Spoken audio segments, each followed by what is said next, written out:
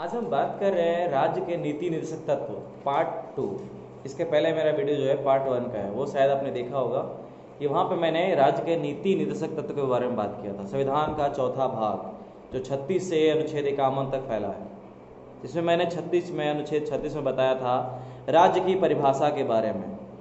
उसके बाद मैंने बताया था कि किस तरह से ये जो नीति निर्देशक तत्व है हमारे संविधान में आयरलैंड के संविधान से लिया गया और खुद आयरलैंड स्पेन के संविधान से लिया है, आपने देखा होगा।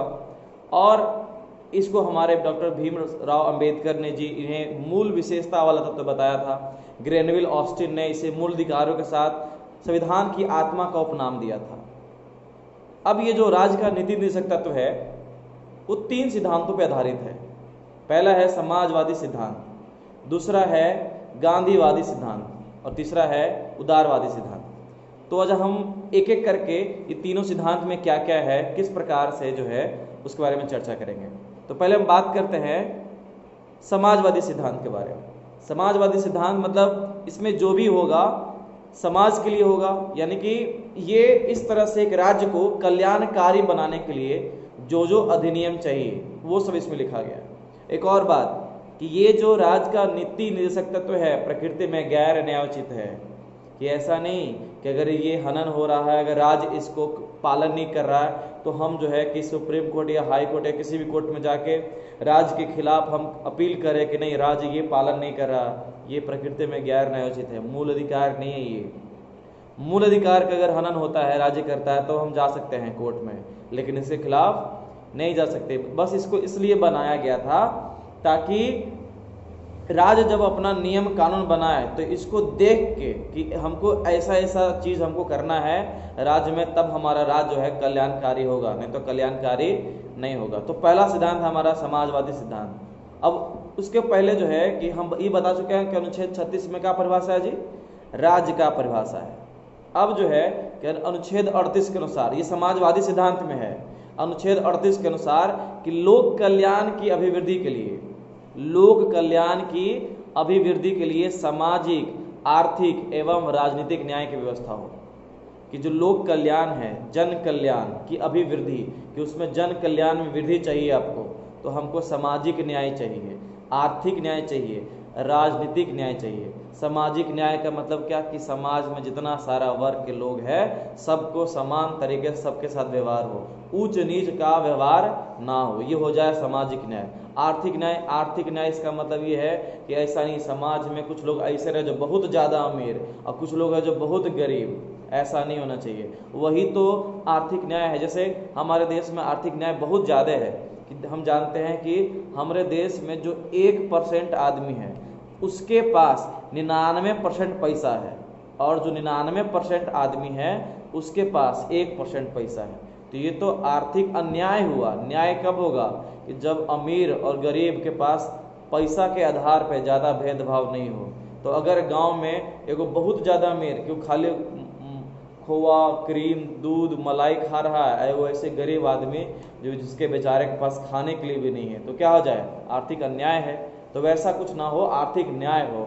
और एक होता है राजनीतिक न्याय, कि राजनीति में सबको समान अधिकार है, कि चाहे वो कोई भी प्रकार का व्यक्ति हो, उसको जो है कि किसी भी सरकारी कर्मचारी से समान तरीके का जो है, मतलब किसी राजनीति के सामने सब समान तरीके से व्यवहार करेगा, चुनाव लड़ने का अधिकार रहेगा, सबको वोट देने का अधिकार रहेगा। तो ये जो है राजनीतिक न्याय।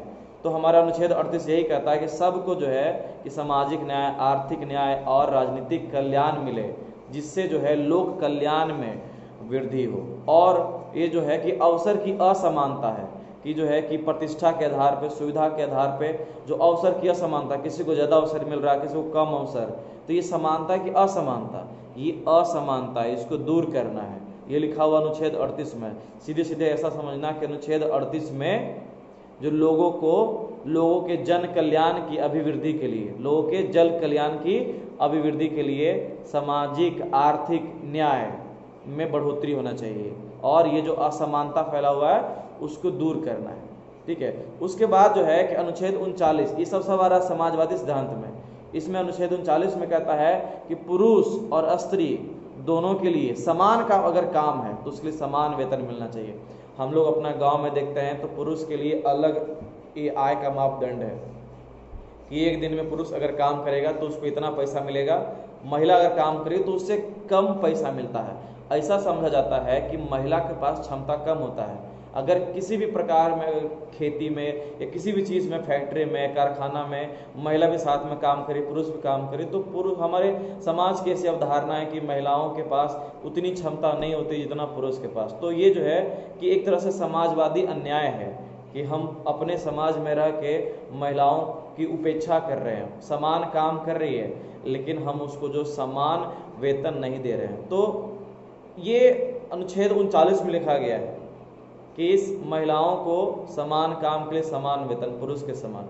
ऐसा नहीं कि अगर राज्य कोई पालन नहीं कर रहा है तो उसको हाई कोर्ट में अपील कर दें, उसके खिलाफ केस कर देंगे। नहीं, ऐसा करना चाहिए। अच्छा काम हो जाएगा, अगर हो जाएगा तो अच्छा चीज़ है ये सब, कि इससे से होगा कि समाज जो है कि विकसित बनेगा। लेकिन अगर कोई राज्य पालन नहीं करता है, राज्य मतलब ये नहीं समझिए हम बिहार स्पेशली बात कर रहे हैं या राजस्थान, उत्तर प्रदेश, नहीं, राज्य मतलब देश भी, राज्य भी, जिला, प्रखंड, पंचायत, हर एक चीज़ के बारे में वो होता है राज्य। ठीक है।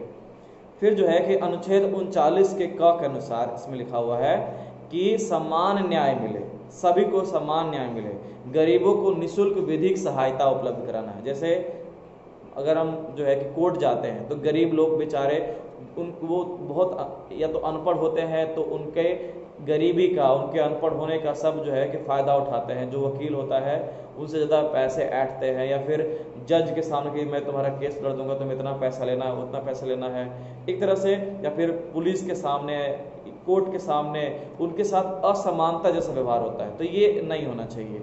विधिक सहायता बराबर मिलना चाहिए। विधि मतलब कानून का सहायता बराबर मिलना चाहिए, गरीब हो चाहे अमीर हो। तो ये भी है अनुच्छेद 39 के क में। देखो ये भी ऐसा है कि अगर मान लीजिए कोई राज्य इसको नहीं मानता, इसका मतलब ये नहीं इसको हाई कोर्ट, सुप्रीम कोर्ट में ले जाकर उसको केस कर दिया, मुख्यमंत्री को जेल बंद कर दिया, ऐसा कुछ नहीं हो सकता। अब जो है अनुच्छेद 41 के तहत जो है कहा गया है कि काम पाने, शिक्षा पाने, बुढ़ापा इत्यादि स्थिति अगर है तो उसमें जो है कि लोक सहायता का अधिकार राज्य उपलब्ध करवाए। कि अगर जो है कि कोई आदमी को काम नहीं मिल पा रहा है, शिक्षा नहीं मिल पा रहा है, या बुढ़ापा हो गया, बीमारी हो गया है, तो राज्य का एक कर्तव्य है कि उसके लिए काम करे, अच्छा काम करे। नहीं समझा? नहीं भी अच्छा काम करेगा तो कोई उसको हाई कोर्ट, सुप्रीम कोर्ट नहीं लेके जाएगा, लेकिन करना चाहिए। इससे जन कल्याण होता है, राज्य कल्याणकारी बनेगा। ठीक है, नीति निर्देशक तत्व में है। फिर जो है अनुच्छेद 42 के तहत जो है कि हमें जो है राज्य का ये कर्तव्य है, राज्य एक कल्याणकारी बनेगा कि अगर जो है कि हम काम को न्याय संगत की तरह देखें, कि जो जिस काम के लायक है उसको वही काम दें। ये नहीं कि कोई बच्चा है 18 साल 20 साल का तो उसको जो है वही काम दे रहे हैं जो 34-35 साल का आदमी कर रहा है। नहीं, इस प्रकार से हम उपेक्षा नहीं कर सकते। और प्रसूति सहायता का उपबंध भी किया गया अनुच्छेद 42 के तहत। अनुच्छेद 47 के तहत जो है, ये सब आ रहा है किसमें? समाजवादी सिद्धांत में। अनुच्छेद 47 के तहत है कि पोषाहार और जीवन स्तर ऊंचा करने का, लोक स्वास्थ्य का सुधार करना। अब है कि राज्य का कर्तव्य है कि राज्य में जितने सारे लोग रह रहे हैं, राज्य के अंतर्गत जितने सारे लोग रहे हैं, सबको अच्छा खाना मिलना चाहिए। जैसे मान लीजिए कि राज्य जो है कि वो कोटा वाला जो डीलर जो है कि गेहूं चावल बांटता है, तो इसका मतलब ये नहीं कि खराब क्वालिटी का बांट देगा। नहीं, राज्य का ऐसा कर्तव्य है, ऐसा उसको करना है कि हमेशा अच्छा खाना गरीबों में बांटे, या फिर कुछ भी व्यवस्था करे खाने पीने का, तो उसका जो पोषण हो अच्छा पोषण वाला जो है चीज़ बांटे। देखो राज्य अपने मन से दे रहा है, तो ऐसा नहीं कि अगर वो खराब देगा तो हम सुप्रीम कोर्ट में नहीं जा सकते, लेकिन कल्याणकारी राज्य बनाने के लिए राज्य को ऐसा करना चाहिए। तो ये तो हो गया समाजवादी सिद्धांत के अनुसार।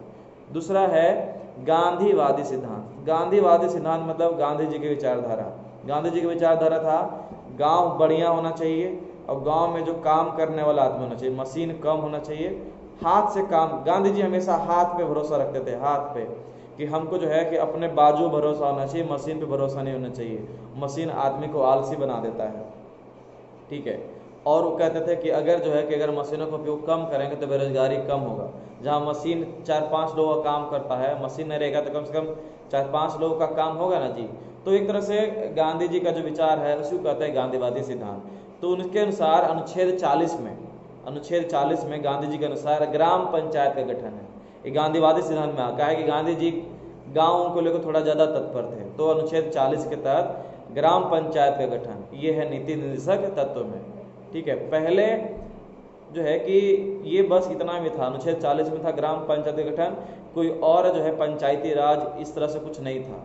बाद में जो है कि इसके आधार पे ज़्यादा गैर न्यायोचित था, तो लोग उस कुछ कर नहीं सकते थे कि राज को करने का मन है तो करो, ग्राम पंचायत गठन करो, नहीं करने का मन तो नहीं करो, कोई जो है तुमको कोर्ट लेके नहीं जा सकता। लेकिन अगर जो है कि दो चीज़ है, एक होता है केंद्रीयकरण, एक होता है विकेंद्रीकरण। केंद्रीयकरण क्या होता है कि अगर जितने सारे संसाधन है या जितने भी सारी राजनीतिक व्यवस्था है, अगर उसका जो मेन रूट है वो केंद्र के पास है, कि शासन जो है, जैसे एक पहले के ज़माने में राजा का शासन होता था, तो हर चीज़ पे राजा का नियंत्रण होता था कि अगर नदी है तो राजा के अंतर्गत है, खेती है राजा के अंतर्गत है, जमीन राजा का है, पुलिस राजा का है, घर राजा का है, सब राजा का होता था। तो वो हो गया केंद्रीकृत। लेकिन हमारे देश में क्या है, विकेंद्रीकरण है कि राज्य तो है, केंद्र तो है, उसको बांटा गया है राज्यों में, राज्य तो है उसको बांटा गया है जिला में, जिला तो है जिला को बांटा गया पंचायत, मतलब कि एक कोई शासन करने वाला नहीं है, शासन टूटा हुआ है। केंद्रीकरण मतलब एक सेंटर पे खाली पावर हो, तो पावर अब सिर्फ सेंटर में नहीं है, पावर सब जगह है। तो अगर ग्राम पंचायत का गठन होता है तो जो पावर है थोड़ा और बटेगा ना। जैसे मान लीजिए पंचायत बन गया, तो ये एक छोटे स्तर पर पावर हो गया, फिर प्रखंड हो गया, एक और स्तर पे पावर हो गया। लेकिन नहीं, पंचायत नहीं रहता, प्रखंड नहीं रहता, सीधे होता कि मोदी जी हैं तो मोदी शासन करेंगे, तो वो क्या हो जाता है, केंद्रीकरण। लेकिन नहीं, अभी वो मुखिया होता है, सरपंच होता है, तो ये सब विकेंद्रीकरण है। तो गांधी जी हमेशा विकेंद्रीकरण पर ध्यान देते थे। तो अनुच्छेद 40 में वही है कि ग्राम पंचायत का गठन। अनुच्छेद 43 के तहत जो है ग्रामीण क्षेत्र में कुटीर उद्योग का प्रोत्साहन, अनुच्छेद 40 में गठन ग्राम पंचायत का। अनुच्छेद 43 में बोलता है कि कुटीर उद्योग का प्रोत्साहन मिलना चाहिए। कुटीर उद्योग मतलब छोटे पैमाने का उद्योग, जैसे पहले के महिला लोग जो है कि तार के पत्ता से पंखा बनाते थे, ठीक है, चटाई ये सब बनाते थे, खिलौना उलाना, तो वो जो जिसमें घर के लोग ही शामिल होकर बना दें, जो थोड़े नीचे लेवल पे, जिससे कि इससे ही एक अभी सोच लो कुम्हार जो घर में मिट्टी का बर्तन बनाता है, इस वजह से वो उसका कुटीर उद्योग है, तो वो आत्मनिर्भर है। ठीक है, तो ऐसा कहो कि गांधी जी एकदम पूरे आत्मनिर्भर वाले आदमी थे कि सब जो है कि कुटीर उद्योग, गांव, इस पर थोड़ा ज़्यादा ध्यान देते थे। तो अनुच्छेद 43 में है कि ग्रामीण क्षेत्र में कुटीर उद्योग का जो है, कुटीर उद्योग को प्रोत्साहन मिलना चाहिए। अनुच्छेद 46 के तहत जो है अनुसूचित जनजाति, अनुसूचित जनजाति शहर में होगा, गाँव में होगा ना, शहर में थोड़े ना होगा ज़्यादा। तो अनुसूचित जनजाति और जाति या कमजोर वर्ग के जो लोग हैं उनके लिए शैक्षणिक और आर्थिक हितों को प्रोत्साहन, कि उनको शिक्षा में आगे आना चाहिए, उनकी आर्थिक स्थिति अच्छी होना चाहिए, तो इसके लिए भी गांधी जी काफ़ी ज़्यादा वकालत करते थे। तो अनुच्छेद 46 में ये है कि जो अनुसूचित जाति है, जनजाति है, तो उनका शैक्षणिक विकास हो, उनका आर्थिक विकास हो। अनुच्छेद कितना में है, 46 में। ठीक है, अनुच्छेद 48 में जो है गाय और बछड़ा, पशु की बलि पे रोक लगाया गया। ये सभी गांधीवादी सिद्धांत है कि अनुच्छेद 48 के तहत जो है गाय बछड़ा जैसे पशुओं पर जो है कि बलि नहीं चढ़ना चाहिए। अच्छा काम है। सब ऐसा है कि हमारे राज्य में गाय के मांस को बीफ कहा जाता है, बीफ। तो केरल राज्य है, कर्नाटक राज्य, तो वहाँ अभी भी बीफ चलता है, मतलब गाय का मांस खाते हैं। तो ऐसा नहीं है कि अगर ये मौलिक अधिकार में होता कि गाय के बलि पे रोक लगना चाहिए, मौलिक अधिकार होता, तो अगर कोई ऐसा करता है तो हम लोग सुप्रीम कोर्ट में उसके खिलाफ केस कर सकते हैं। लेकिन ये राज्य के नीति निर्देशक तत्व में है कि अगर किसी राज्य को मानना है तो मानो, नहीं मानो नहीं मानो। अगर कोई नहीं मानता है तो हमारा मतलब वो हमारा कुछ मानना नहीं कर रहा, उसके खिलाफ हम कोर्ट नहीं जा सकते। ठीक है, तो वो क्योंकि नीति निर्देशक तत्व में, अगर ये मौलिक अधिकार में होता तो गाय नहीं कटता, गाय पे जो बलि चल रहा है उस पर रोक लग जाए। लेकिन ये है कि इसमें राज्य के नीति निर्देशक तत्व में। ये तो हो गया गांधीवादी सिद्धांत। अब हमको आना है उदारवादी सिद्धांत। उदारवादी कहने का मतलब होता है ना हमको भाषा, ना जाति, ना धर्म, कुछ नहीं, सब एक समान हमारे लिए। हिंदू जैसे वैसे मुस्लिम, जैसे चौरसिया है, जैसे बावन है, जैसे कुम्हार है, जैसे कोई भी जाति सब एक समान, जैसे कोई भी भाषा, हिंदी बोलो, मैथिली बोलो, कन्नड़ बोलो, मलयालम बोलो, सब एक समान। सब के विचारों को मानने वालों को बोलते हैं उदारवादी, को उदार है। तो उदारवादी सिद्धांत के अनुसार जो है कि इसमें भी बहुत सारा जो है अनुच्छेद है। तो पहला है अनुच्छेद 44 के तहत। अनुच्छेद 44 के तहत क्या है कि भारत के समस्त राज्य क्षेत्र में नागरिकों के लिए, मतलब आम आदमी के लिए एक समान संहिता, बहुत इंपॉर्टेंट चीज है ये, कि अनुच्छेद 44 के तहत भारत के समस्त राज्य क्षेत्र में नागरिकों के लिए एक समान संहिता, इसको इंग्लिश में बोलते हैं यूनिफॉर्म सिविल कोड। यही वो कोड है जो लाना चाहते थे भीमराव अंबेडकर, जिसके लिए उन्होंने इस्तीफा देने की, जिन्होंने अपने कानून मंत्री के पद से इस्तीफा दे दिया था, ये बिल पास नहीं हुआ था। तो यूनिफॉर्म सिविल कोड, नागरिक समान संहिता। और ये एक बात ध्यान रखना, ये हमारे एक राज्य में लागू है। क्वेश्चन पूछता है कि हमारा भारत का ऐसा कौन सा राज्य है जहां नागरिकों के लिए समान सिविल संहिता है, तो वो है गोवा में। ये होता क्या है समान संहिता, सिविल कोड? इसका मतलब होता है कि चाहे तुम कोई भी धर्म का आदमी हो, चाहे तुम कोई भी जाति का आदमी हो, सबके लिए कानून एक समान होगा, सबको एक ही तरह का नियम फॉलो करना पड़ेगा।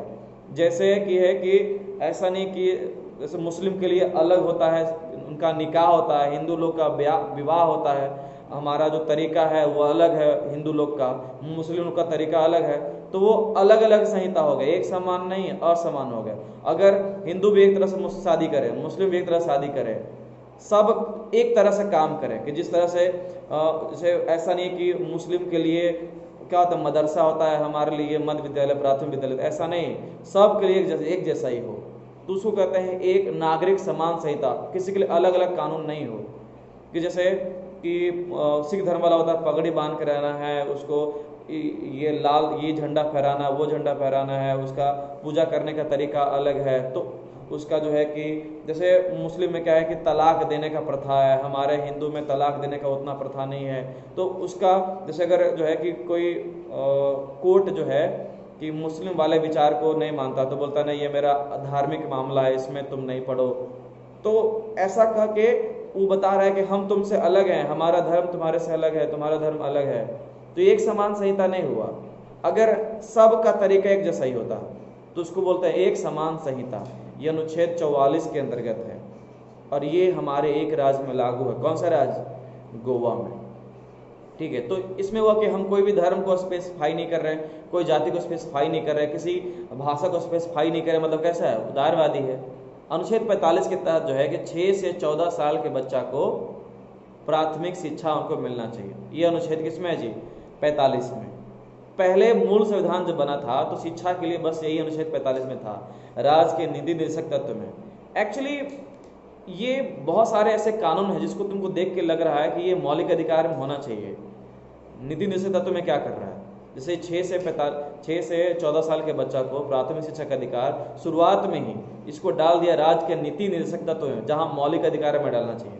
बाद में इसको 86वां संविधान संशोधन 2002 में इसको अनुच्छेद 21 क के तहत मौलिक अधिकार में रखा गया, लेकिन उस वक्त शुरुआत में जब संविधान हमारा बना था तब नहीं रखा गया था। क्योंकि क्या हुआ था कि अगर हम इसको मौलिक अधिकार में रख देते तो इसको लागू करना कंपलसरी होता, इसको लागू करना एकदम कंपलसरी होता। क्योंकि अगर मान लीजिए कोई कंप्लेन कर देता कि नहीं ये तो मौलिक अधिकार है, और अगर कोई माँ बाप अपने बच्चों को नहीं पढ़ाता या फिर कोई राज्य में ऐसा नहीं हो पा रहा होता, तो राज्य के खिलाफ, माँ बाप के खिलाफ या किसी के खिलाफ कोर्ट में केस हो जाता। और ऐसा होता कि वैसा हमारे पास इंफ्रास्ट्रक्चर ही नहीं होता कि हम जो है कि जितना सारा हमारे राज्य में बच्चा है सबको हम पढ़ाई दे सके, हमारे पास उतना मास्टर ही नहीं रहे। शुरुआत में क्या था, हमारी स्थिति उतनी अच्छी नहीं थी देश की, हम तुरंत आज़ाद हुए थे, हमारा सारा पैसा वैसा हम सब अंग्रेज के पास चला गया था, हमारे पास बिल्कुल कुछ नहीं था। तो हमारे पास इतना सुविधा नहीं था, हमारे पास इतना संसाधन नहीं था कि हम 6 से 14 साल के बच्चा के लिए मौलिक अधिकार कर देते कि नहीं सब पढ़ेगा। हमारे पास उतना सुविधा नहीं था, तो हम इसको डाल दे नीति निर्देशक तत्व में। किसी को मानना है तो मानो, नहीं मानना तो नहीं मानो। ठीक है, कोई केस नहीं करेगा सुप्रीम कोर्ट में या कोर्ट में कि इसको एकदम कंपलसरी मनवाना है। लेकिन बाद में जब हमारे पास इतना आ गया, संसाधन आ गया, जब हम इतने परिपूर्ण हो गए कि नहीं अब राज्य का ये कर्तव्य हो जाएगा कि नहीं, अब हमारे पास मतलब इतना सारा पैसा आ गया, इतना सारा हमारे संसाधन आ गए, हमारे पास इतना सुविधा आ गया कि नहीं अब हम पढ़ा सकते हैं 6 से 14 साल के बच्चा कंपलसरी, तो उसको डाल दिया गया किसमें, मौलिक अधिकार। नहीं समझा? तो अनुच्छेद 44 में था एक समान नागरिक संहिता, जिसमें राजगोवा था। अनुच्छेद 45 में क्या है कि 6 से 14 साल के बच्चा को प्राथमिक शिक्षा का अधिकार। अनुच्छेद 48 के तहत जो है कि कृषि, ऐसा नहीं, देखो अनुच्छेद 48 इससे पहले ही बता चुके हैं कि पशु का बलि नहीं पड़ना चाहिए, तो वो उसमें भी है, गांधीवादी में भी है और उदारवादी में उसमें बहुत सारा है। तो उसमें से एक और 48 में एक और चीज़ है कि कृषि पशुपालन की जो आधुनिक और वैज्ञानिक प्रणाली से सबको अवगत कराना, कि जो कृषि की आधुनिक प्रणाली है, मॉडर्न टेक्निक है, वैज्ञानिक तरीका है, पशुपालन का जो नया तरीका है, कृषि का जो नया तरीका है, ये सबको मालूम होना चाहिए। ये राज्य का कर्तव्य होना चाहिए कि सबको ये सब के बारे में जानकारी हो। राज्य का कर्तव्य है, तभी राज्य जो है कल्याणकारी राज्य बनेगा। राज्य के अंदर जो लोग का होगा उनका जन कल्याण होगा। ठीक है। अनुच्छेद 48 में एक और चीज वेरी वेरी इंपॉर्टेंट, पर्यावरण संरक्षण, पेड़ पौधे लगाओ, पर्यावरण का संरक्षण करो, कंजर्व करो, वेरी वेरी इंपॉर्टेंट चीज़ है ये, अनुच्छेद 48 के तहत ही है। तो ये अगर हम पेड़ नहीं लगाते हैं तो अगर किसी को बात आदमी को पता चलेगा कि हम पेड़ नहीं लगाते हैं तो हमारे खिलाफ वो कोर्ट में केस कर देगा कि रॉकी कुमार पेड़ नहीं लगाता है। नहीं, ये राज्य का नीति निदेशक तत्व में, अगर मौलिक अधिकार में होता तो कोई केस कर देता तो हम जेल में चले जाते या फिर कोई भी केस में हमको केस लड़ना पड़ता। लेकिन कहाँ है जी, राज्य का नीति निदेशक तत्व में है कि ऐसा नहीं हो सकता कि सब लोग पेड़ लगाए, ऐसा नहीं हो सकता। इसलिए राज्य का नीति निदेशक तत्व में ये चीज़ है। ठीक है। फिर जो है कि अनुच्छेद 49 के तहत जो है कि हमको स्मारक ऐतिहासिक स्थल का संरक्षण करना चाहिए, कर्तव्य है राज्य का भी, हमारा खुद का कर्तव्य है कि ऐसा नहीं है कि बुद्ध भगवान का मूर्ति कहीं मिला हुआ है तो उसको सावला मार के तोड़ दिए। नहीं, संरक्षण करेंगे, राज्य को बताएंगे, पुलिस को बताएंगे कि यहाँ पे बुद्ध भगवान का मूर्ति मिला है, इसको जाकर म्यूजियम में रखिए या फिर यहीं पे कुछ संरक्षण जैसा बना दीजिए। हम लोग का कर्तव्य है, राज्य अच्छा लगेगा, जन कल्याण जैसा होगा, कल्याणकारी राज्य बनेगा। तो ये सब अच्छे काम है। अब जो है कि अनुच्छेद 50 के तहत क्या है कि राज्य की लोक सेवाओं में न्यायपालिका को कार्यपालिका सदस्य करना। न्यायपालिका को देखो हमारे संविधान का 3 गो अंग है। ठीक है, न्यायपालिका, कार्यपालिका और विधायिका, सबका काम अलग अलग है, तो किसी का किसी और के काम में नहीं घुसना चाहिए। तो न्यायपालिका को कार्यपालिका से पृथक करना चाहिए। जैसे ऐसा नहीं कि सुप्रीम कोर्ट का जो जज है, अभी कौन जज है मालूम है, NV रमन्ना है सुप्रीम कोर्ट का जज। हाल ही में शरद अरविंद बोबड़े इस्तीफा दे दिया। तो ऐसा नहीं कि NV रमन्ना बोल दे कि नहीं हम जो है कि प्रधानमंत्री का चयन हम करेंगे, ऐसा नहीं। उसका काम अलग है, न्यायपालिका का काम अलग है, राज्यपालिका का काम अलग है। लेकिन क्या है ना, कभी कभी न्यूज़ में देखता हो कि न्यायपालिका कार्यपालिका के काम में घुस रहा है। जैसे जो सरकार जो चीज़ें नहीं कर रही तो सुप्रीम कोर्ट या हाई कोर्ट कहते नहीं तुमको ऐसा करना चाहिए, उसका काम है न्याय करना, तुम इधर कार्यपालिका के काम में तुम उंगली कर रहा है। लेकिन क्या करें, न्यायपालिका भी मजबूर है क्योंकि अभी का जो कार्यपालिका है लाचार है, उसको कुछ समझ में नहीं आता, उसको चुनाव रैली करना है। तो ऐसा हो रहा है ना कि घर में जिसको काम करना है, मतलब किसी को खेती करना है और किसी को बिजनेस करना है, सबका काम अलग अलग है। तो अगर जो खेती करने वाला सब काम सही से नहीं कर रहा है तो बेचारा बिजनेस करने वाला वो भी छुट्टी लेके चला जाता है खेत में काम करने के लिए, क्योंकि जो खेत में करने वाला, खेती करने वाला अपना काम सही से नहीं कर रहा है। तो अनुच्छेद 50 कहता है कि न्यायपालिका को कार्यपालिका से अलग होना चाहिए, सबका काम अलग अलग है। लेकिन अगर कोई कर रहा है तो कोई खराब चीज़ नहीं है, ठीक है, कर सकता है, लेकिन नहीं करना चाहिए। क्योंकि हमारे अगर देश में अगर सब अपना अपना काम करे तो देश ज़्यादा विकास होगा। तो ये अनुच्छेद 50 में है कि न्यायपालिका को कार्यपालिका से अलग काम करना, न्यायपालिका को अपना काम करना चाहिए और कार्यपालिका को अलग करना। कार्यपालिका मतलब क्या, प्रधानमंत्री, राष्ट्रपति, जितना मंत्री है, गृह मंत्री, राज्य मंत्री, गृह मंत्री, वित्त मंत्री, क्या होता है, रेल मंत्री, फिर तुम्हारा शिक्षा मंत्री, विदेश मंत्री, और भी तुम्हारा तरह का जिस विधानसभा में जो मंत्री होता है, राज्य के जो मंत्री होते हैं, तो वो सब आते हैं कार्यपालिका में। न्यायपालिका मतलब जज वाला, कोर्ट। तो अनुच्छेद कितना के तहत, 50 के तहत, कि न्यायपालिका का काम कार्यपालिका से पृथक होना चाहिए। अनुच्छेद 51 में क्या है, लास्ट वाला, ये राज्य का नीति निदेशक तत्व का लास्ट है 51, कि हमको जो है, हमको नहीं, राज्य का कर्तव्य है कि अंतर्राष्ट्रीय शांति और सुरक्षा की अभिवृद्धि करें, कि हमको राज्य कुछ ऐसा काम नहीं करना चाहिए जिससे अंतर्राष्ट्रीय स्तर पर अशांति हो जाए। ये नहीं कि कोई देश का इतना ज़्यादा बुराई कर दे, कोई राज्य इतना ज़्यादा बुराई कर दे कि वो तो पूरा हमला कर दे हमारे देश के ऊपर।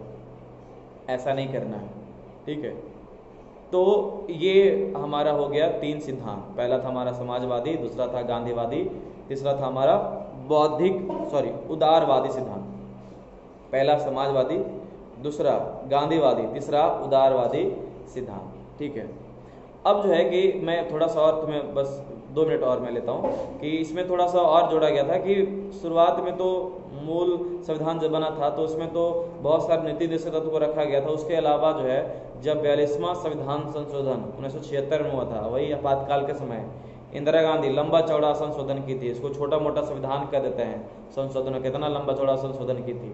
तो ओकरा में जो 4 गो और तत्व जोड़ा गया था नीति निर्देशक तत्व में, तुमसे सवाल पूछ लेगा कि 42वां संविधान संशोधन 1976 में नीति निर्देशक तत्व में कितना तत्व जोड़ा गया था, तो 4। फिर 44वां संविधान संशोधन 1978, अब जो वही मोरारजी देसाई उसका वाला 42वां को ठीक करने के जो उसमें गलती है उसको सही करने के लिए जब लाई थी संविधान संशोधन, तो उसमें भी वो जोड़ा गया था। मतलब 42वां में 4, 44वां में 1, 46वां में तो आपको पता ही है संविधान संशोधन वही बच्चा वाला, ठीक है, कि 6 से 14 साल के बच्चा को। तो 86वां संविधान संशोधन में भी तुम्हारा जो है कि हटाया नहीं गया था, मतलब कि 45 के बदले एक मौलिक अधिकार में जोड़ा गया था 21 का। और 97वां संविधान संशोधन 2011 में भी सहकारी समिति करके एक जो है नीति निर्देशक तत्व जोड़ा गया है अनुच्छेद 43 के तहत। अनुच्छेद 43 के तहत सहकारी समिति भी है, 43 की ब कहते हैं उसको या बी कहते हैं उसको। तो 97वां संविधान संशोधन 2011 के तहत भी ये जोड़ा गया, ठीक है। मिलते हैं पार्ट 3 में। ये पार्ट 2 था, अभी एक और पार्ट बाकी है, ठीक है। तब तक के लिए बाय, गुड नाइट।